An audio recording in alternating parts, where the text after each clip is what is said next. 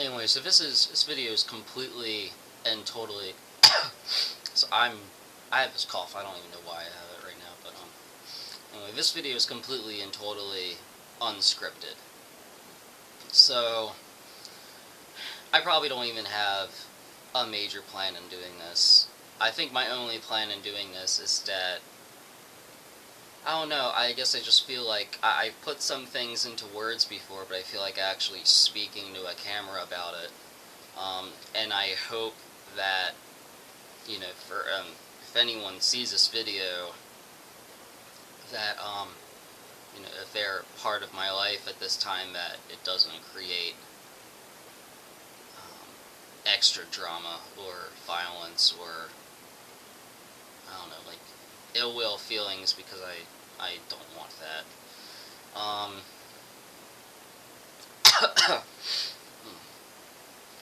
mean, it's very hard. It's probably something that's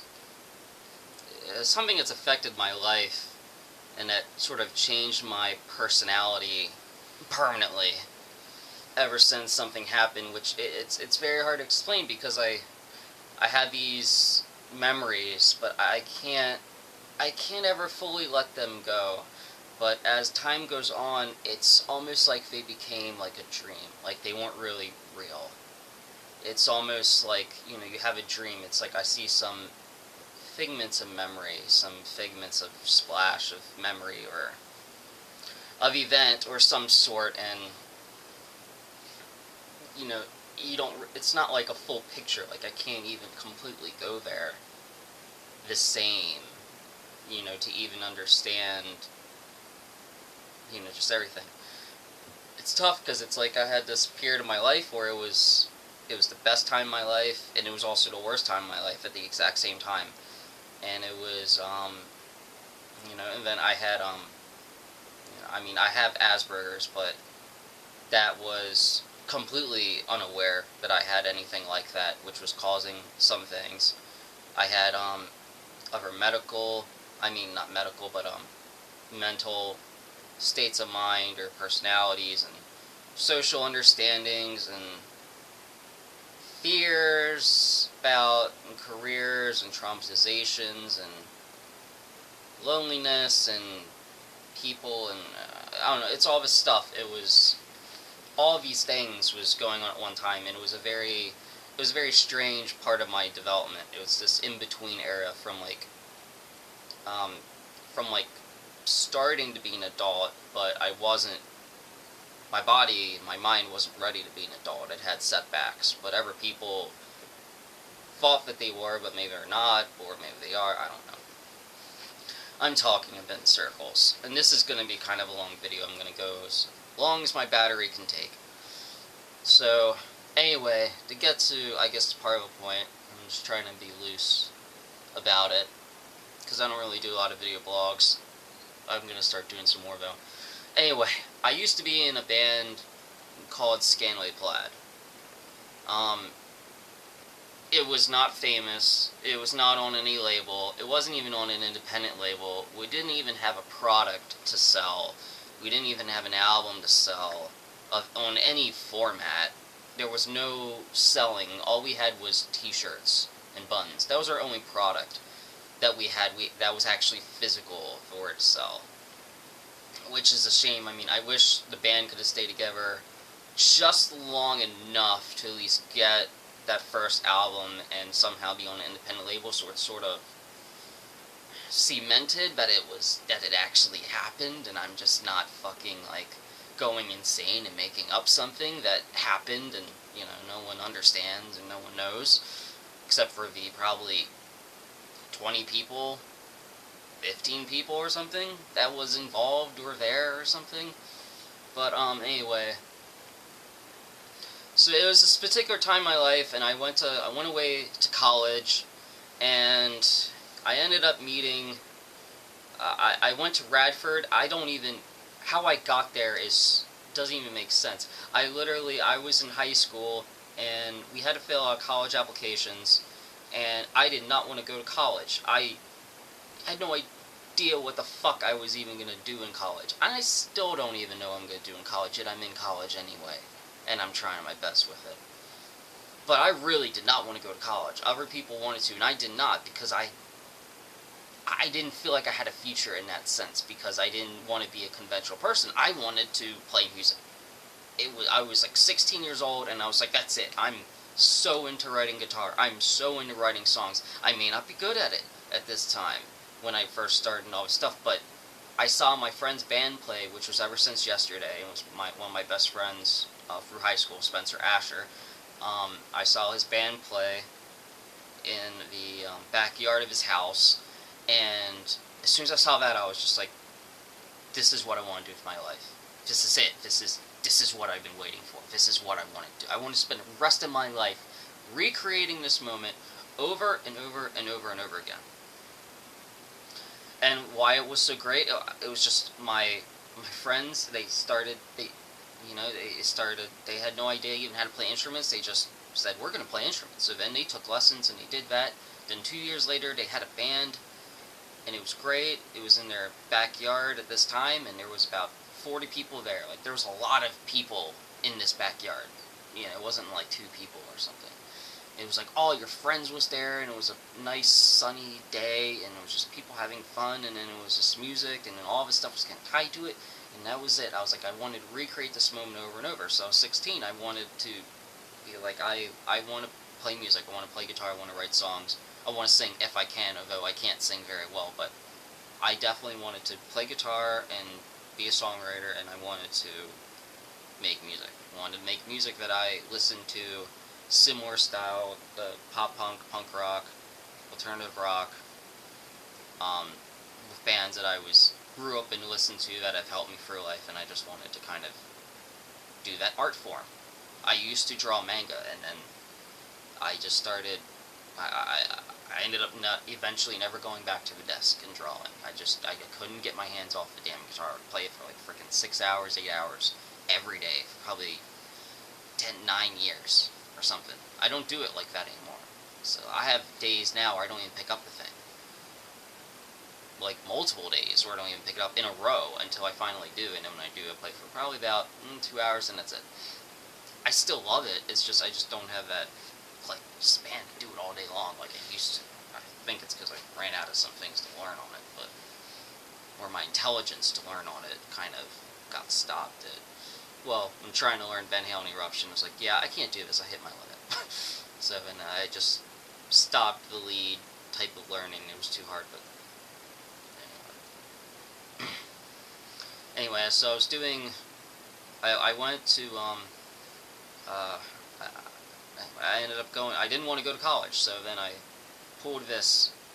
I had to go to the guidance counselor office to find a college, and I literally just pulled a folder out and was just like, I'm gonna go here.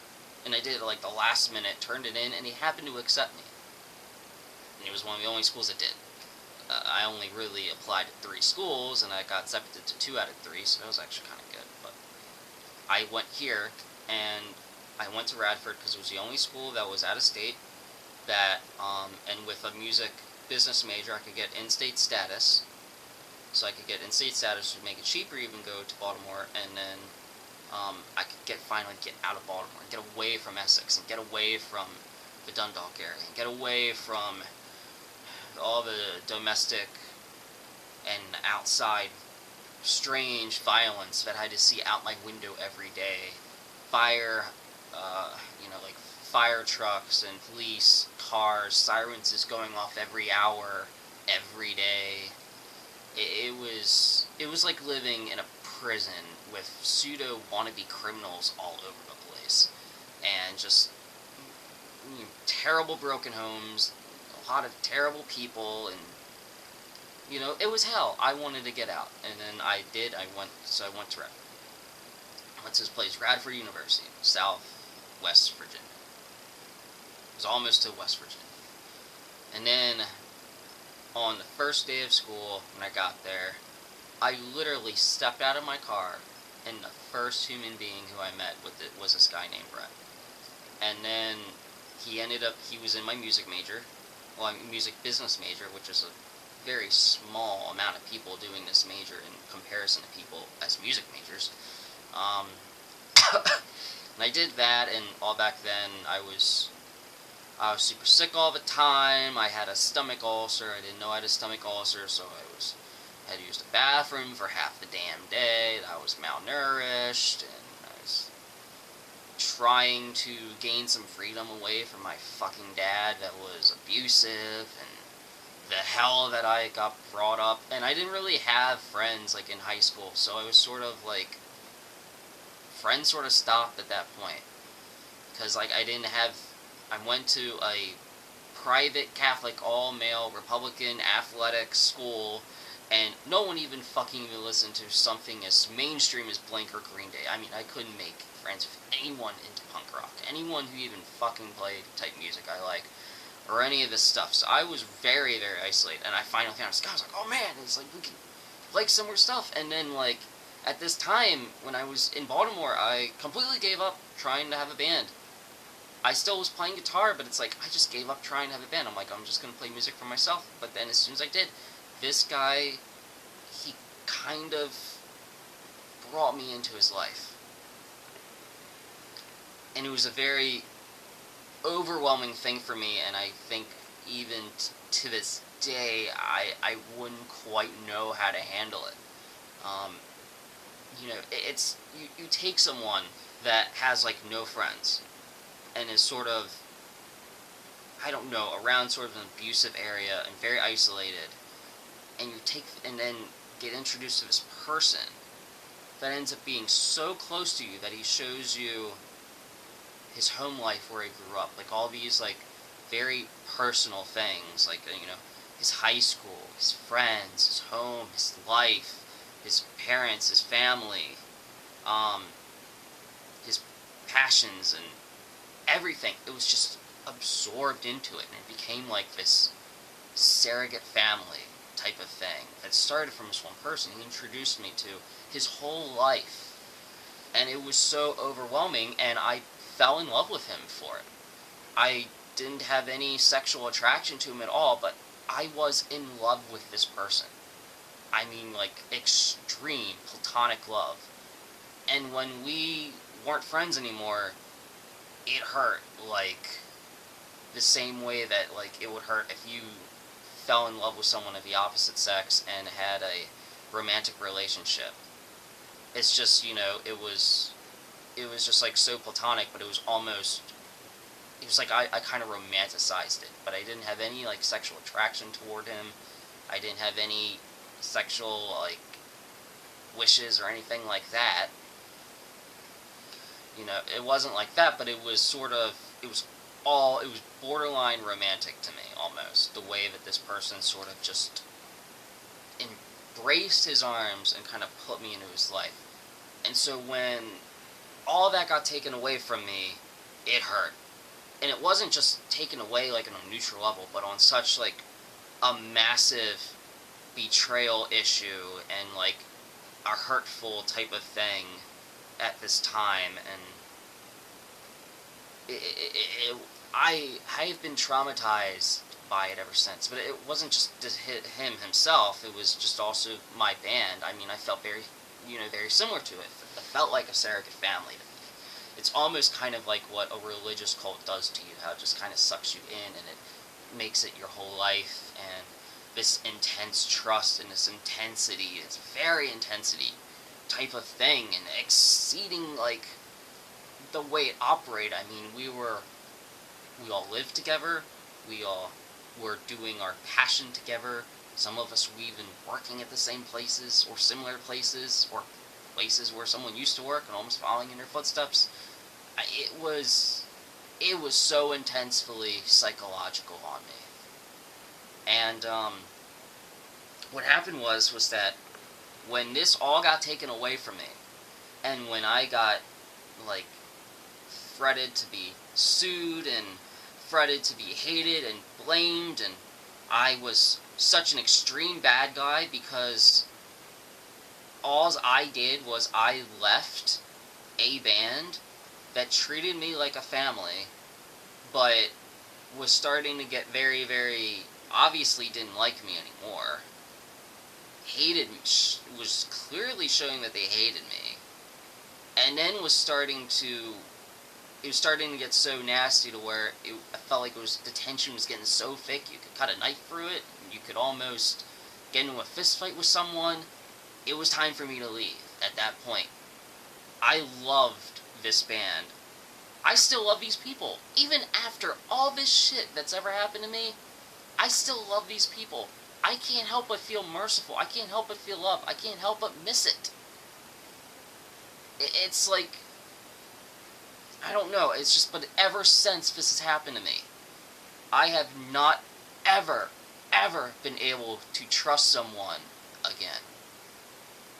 I always feel disconnected from other human beings. Like I can only go part way with people. Even in my girlfriend I've been with for 5 years, if she was tomorrow to say, Chris, we need to break up, I'd just be like, okay. Like as if sort of, I knew it would happen eventually. Or I know that it's a possibility to happen because it has happened in a similar type of way. And I just sort of walk through life for people. It's kind of like, knowing that people are going to leave you. Like they're either going to move to a new town where they're going to hate you and not be your friend, or they're going to die at one point, or this type of realization that there is eventually an ending point and nothing is forever is so set in stone to me that I think to be really have trust with people and to be friends with people, you kind of need to live on that fantasy that they are going to be there forever in some way. It's like even if they die, you feel like, but they're still with me, they're still listening to me, they're still watching me. Like people kind of say that when someone dies, but they really just can't let go, and it's kind of like they almost live off this fantasy that we're all not really alone. But this thing has been so traumatized to where I get paranoid of people threatening me, but that's gone significantly better over time. I had to do so many things, stepping myself out of a safety or comfort zone and be my awkward self and stick up for myself and protect myself without being paranoid and just live life. I had to do it over and over and over again, just not be paranoid. But still, the trust thing, I can't trust people. Not fully. I can only do it part way. It's like I can only go part way with people. And that's sort of the effect that it's had on me, which has caused me to sort of be a very detached kind of person. And I kind of emotionally am a little flat, or appear that way. I used to, I think, be pretty vibrant, kind of hyper, and it's like I was very shy, or I was quiet, and then when I finally got company, then I was hyper, or I was more expansive or something. Maybe. Or maybe I just had Asperger's all the time and I'm really kind of the same, even though emotionally and psychologically I'm very different now. See if this is still going. It's about to die. So I'm gonna have to make this a 2-part video. I save it on a few of our videos, but I think it's gonna have to keep going as this charges.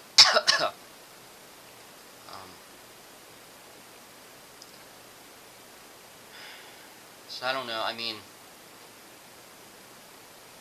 I guess Brett, Michael, and Dave, and just everyone who's been in my band, if you're watching this, I don't hate you. I still want to love, and I still feel like that I've moved on with my life to some degree, but I will never be able to move on fully. It's just the way it is. I just feel hurt, and I know that none of us are going to be friends, but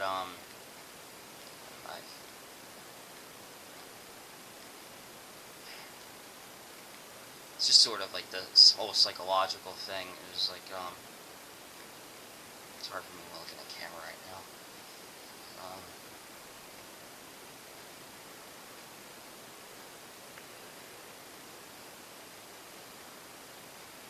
I left the house because it got abusive, and it was just the same thing as leaving an abusive relationship. I left the abusive relationship, or I tried to, but of course I'm never able to really fully let go because it was just so important time and a lot of the impact it's had on me. But that's the only reason why I did it. 'Cause if everyone got along, I could in theory possibly still be in this band to this day and still doing it because I wanted to go all the way.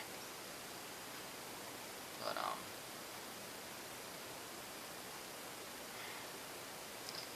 I hope there's some type of thoughts that make sense in this. It probably doesn't though, but it's part of my own sort of self therapy to try to move on, I guess. But I still look back on a lot of it very fondly because there's a lot of good memories, and I think about those, and they make me feel really great. But then the other stuff's really painful too, and it kind of does affect my social stuff kind of forever now. Yeah. And I'm really not narcissistic at all. And I like to feel sexy, but that does not mean that I think I'm like the most important person in the world, or I'm more important than other people, or anything like that. I don't think that way about myself or other people, and I think people don't understand that.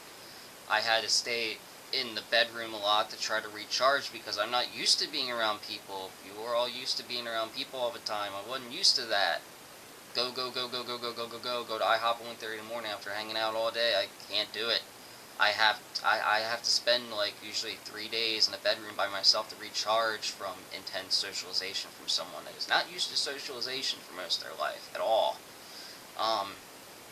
It's really how it is. I'm sure his camera's about to die. It already did, so I gotta continue with that.